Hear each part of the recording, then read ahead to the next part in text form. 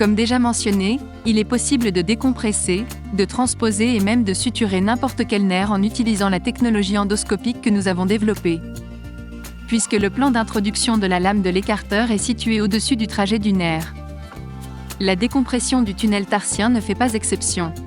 L'incision cutanée est placée le long des lignes de tension cutanée plus longues que la face postérieure de la face médiale malléole directement au-dessus du trajet du nerf tibial. Le nerf tibial est visualisé sous grossissement loupe. Maintenant, la lame de l'écarteur est introduite dans le plan sous l'arcade veineuse et au-dessus du ligament tarsien transverse pour obtenir la vue aérienne du ligament comprimant le nerf et du nerf proprement dit.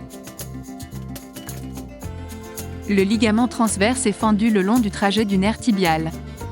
La même manipulation est répétée en proximal. La décompression endoscopique du tunnel tarsien peut être jugée un peu délicate pour le chirurgien non expérimenté en raison de l'arcade veineuse qui recouvre le plus souvent le ligament tarsien transverse.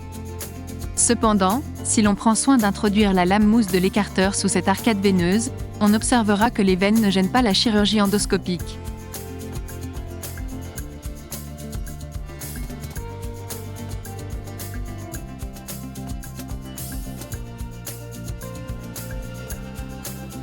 Après décompression, un dissecteur de Turner émoussé est introduit dans l'espace décompressé pour s'assurer que la libération est bien adéquate. La peau est fermée en couches et un bandage consécutif avec une légère compression est appliqué.